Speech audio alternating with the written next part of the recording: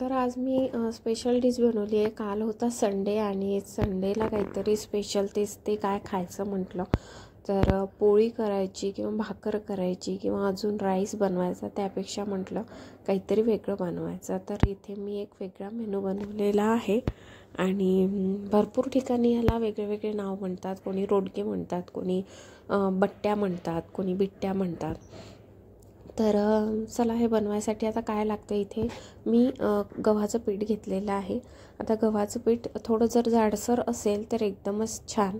कुठे कुठे हे ज्या बट्ट्या असतात यांचं पीठ वेगळं दळून घेतात।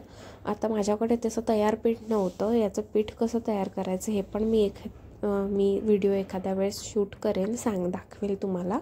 तर आता तर मी इथे इन्स्टंट अशा गव्हाच्या पिठाच्याच बनवलेल्या आहे, माझ्याकडे ते पीठ रेडी नव्हतं त्याच्यामुळे।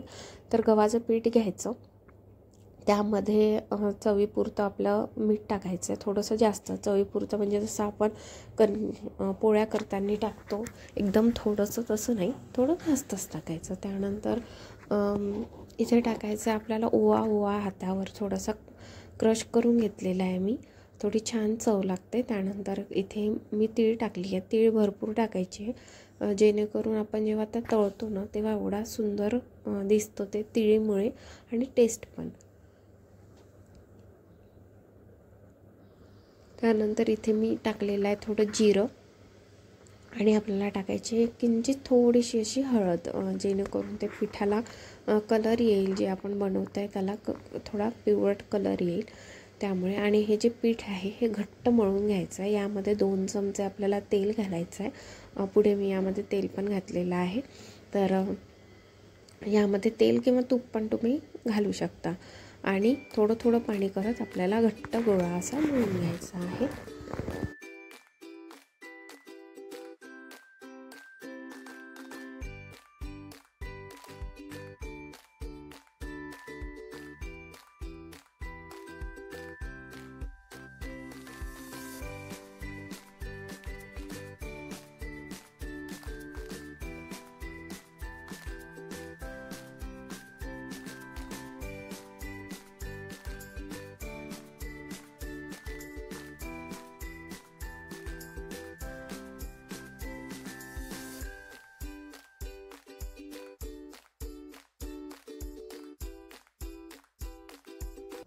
तर इथे पहा, गोळा आपला छान असा घट्ट भिजवून झालेला आहे आणि आता याला आपल्याला मुरत ठेवायचं आहे।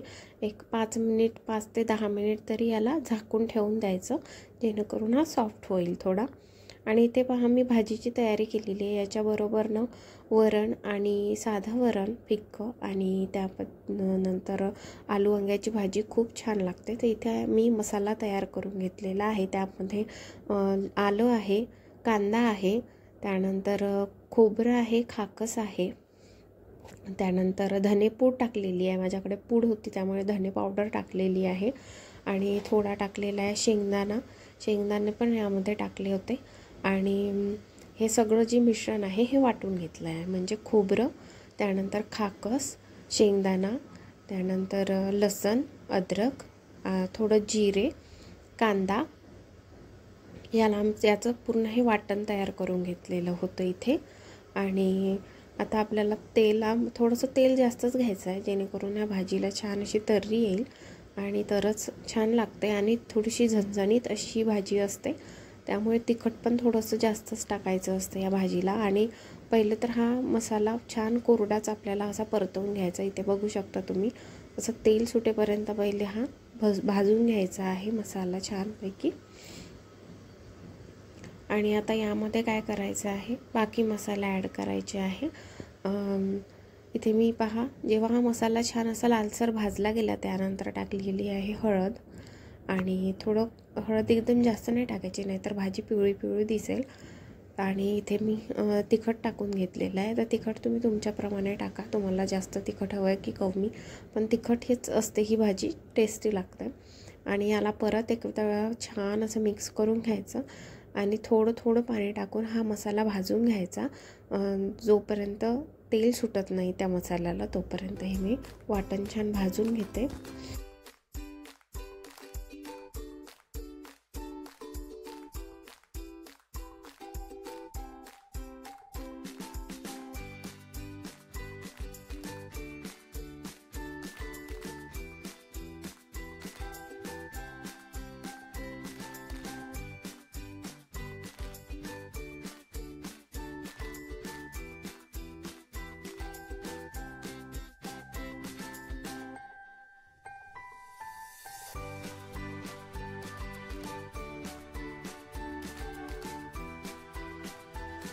आता इथे बघा वाटण छान भाजून घेतलेलं आहे मी, थोडं थोडं तेल टाकून असं. आणि आता आपल्याला एकदम पाणी टाकायचं नाही आहे. इथे मी ज्या बटाटा आणि वांग्याच्या फोडी करून घेतल्या होत्या त्या टाकायच्या. आणि त्यानंतर चवीपुरतं तुम्हाला भाजीला लागेल एवढं असं मीठ. आणि छान अशी आता या फोडी या मसाल्यामध्ये 5 मिनिट छान परतवून घ्यायचे आहे. आणि त्यानंतर कोमट पाणी टाकून आपल्याला हवा तेवढा रस्सा, म्हणजे पातळ किंवा घट्ट जशी भाजी हवी तुम्हाला तसं बनवून घ्यायचं आहे. पण ही भाजी थोडी पातळच असते, एकदम घट्ट पण नसते. आणि इथे पहा मी पाणी टाकलेलं आहे आणि झाकण ठेवते जेणेकरून ही भाजी आपली शिजेल. आता इथे आपली भाजी शिजते तोपर्यंत इथे हा जो गोळा आहे आपण मळून ठेवलेला होता तर हा रेडी झालेला आहे. आता याचे काय करायचे, छोटे छोटे, एकदम छोटे पण नाही, असे थोडे मीडियम आकाराचे गोळे घ्यायचे. आणि मग त्याला ना याप्रमाणे असं हाताने करून घ्यायचं. तुम्ही बेलून पण घेऊ शकता पोळपाटावरती, पण इथे तर मी हाताने झटपट होऊन जातं एक एक बेलण्यापेक्षा. असे छोटे छोटे अशा वाट्या तयार करून घ्यायच्या कणकीच्या. आणि त्या एकावर एक आपल्याला ठेवायचे आहे जेणेकरून आपल्याला त्याचा लेयर्स तयार होईल. आणि त्याच्या लेयर्स तयार झाल्या की मग त्या छान मस्त लागतात. आणि याची पण मी पूर्ण अशी वाटी तयार करून घेते. मी तुम्हाला बनवून दाखवते 2-3 पद्धतीने. आणि आता बघा इथे काहीच नाही लावायचं आहे, बघ असं वाट्या तयार करून घ्यायच्या, एकावर एक ठेवायच्या आहे आणि काठाने दाबून घ्यायचा आणि मग याचा करून घ्यायचा आहे याप्रमाणे गोळा. आणि असा गोळा तयार करून आपल्याला एक रेडी होऊन जाईल.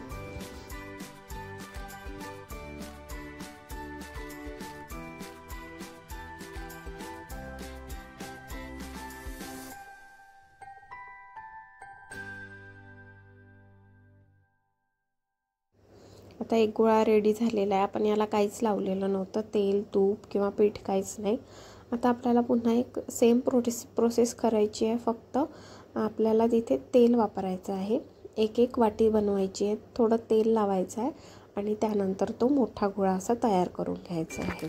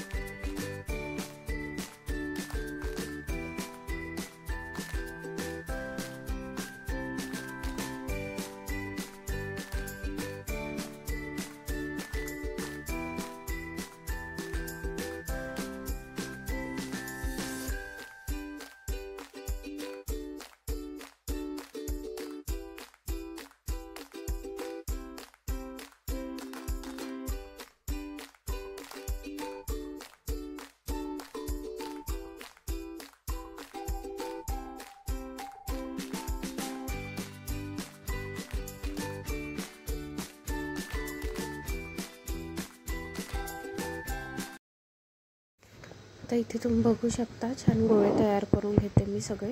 आणि ते इकडे पहा एका साईडला मी वरण भाताचा कुकर पण लावलेला होता, कारण वरण तर याला खूप म्हणजे आवश्यकच आहे. वरण यासोबत खूप टेस्टी लागतं. आणि इथे भाजी पण आपली शिजत आलेली आहे.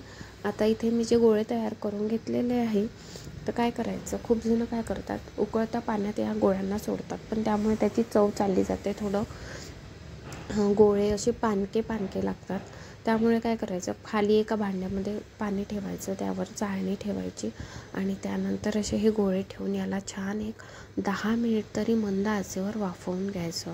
आणि हे गोळे असेही जेव्हा वाफवले जातात त्यानंतर ते वाफवलेले पण एवढे सुंदर लागतात की तुम्ही म्हणजे तुम्हाला जर तळायचे असेल तर तुम्ही तळू शकता किंवा तसेही कच्चे खाऊ शकता, म्हणजे वाफवलेले तसे पण वरणाबरोबर भाजीबरोबर खूप टेस्टी लागते. तर इथे पहा गोळे वाफवायला ठेवले, तोपर्यंत इथे भाजी पण रेडी झालेली आहे. थोडी कोथिंबीर टाकून घ्यायची आहे, छान तर्री आलेली आहे भाजीवर. आणि ते आता मी भाजी झाकून ठेवते. त्यानंतर आता इथे गोळे पण बघा तुम्ही शिजत आलेले आहे. इथे बघू शकता छान वाफ आलेली आहे याला. आणि याला थोडंसं तुम्ही पलटवून पण घेऊ शकता. आणि इथे गोळे एकदम तयार आहे. त्यानंतर आपलं इथे वरण पण तयार आहे छान. याला मी कुकरमधून एका भांड्यामध्ये शिफ्ट केलेलं आणि त्याला रळीने छान मिक्स करून घेतला आणि मीठ टाकून याला छान उकळून घेते आहे. आता बघा इथे जे बिट्ट्या आहे, या जे गोळ्या आहे हे छान शिजलेले आहेत. याला मी काढून घेते आणि असे पण हे टेस्टी लागतात. तुम्ही नक्की ट्राय करा असे शिजवलेले पण. तर याप्रमाणे मी सगळे गोळे काढून घेते आणि याचे काप पण करून घेते.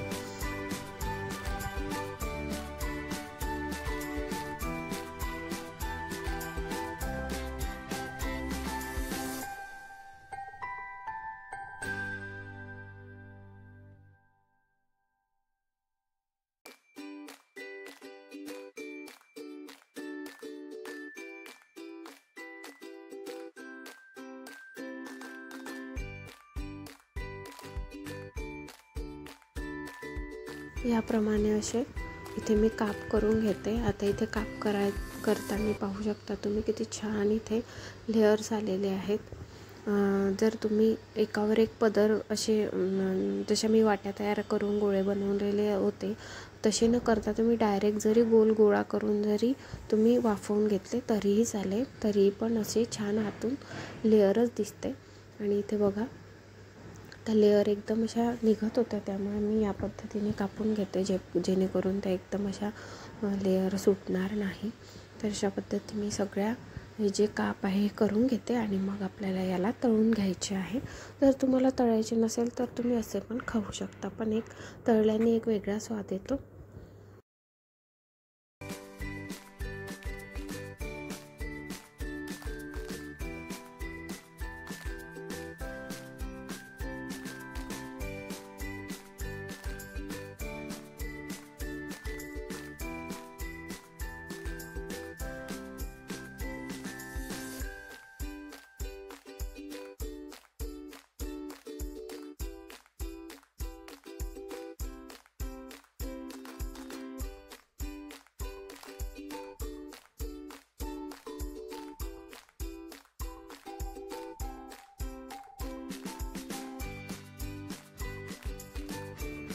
तर इथे पहा मी तेल तापवून घेतलं होतं. छान कडकडीत असं तेल तापवून घ्यायचं आहे आणि त्यानंतर इथे एक एक करून आपल्याला गोळा हे जे आपण काप केलेले होते गोळ्याचे हे तळून घ्यायचे आहे. एकदम नरम पण नाही आणि एकदम कडक पण नाही, असे थोडे असे 1-2 मिनिट याला छान असे तळून घ्यायचे आहे.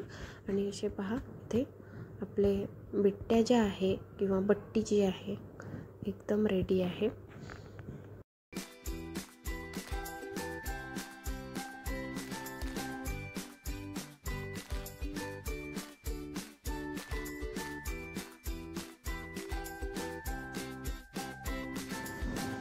तर इथे पहा अशा लालसर आपल्याला तळून घ्यायचे आहेत छान. त्यामध्ये तीळ किती सुंदर दिसत आहे. तर अशा प्रकारे हा आजचा मेनू होता संडे स्पेशल. तर कशी वाटली तुम्हाला रेसिपी नक्की कमेंट करून सांगा आणि तुमच्या इकडे याला काय म्हणतात हेही सांगा. चला तर भेटूया नेक्स्ट व्हिडिओमध्ये. पाहत राहा इझी कुक.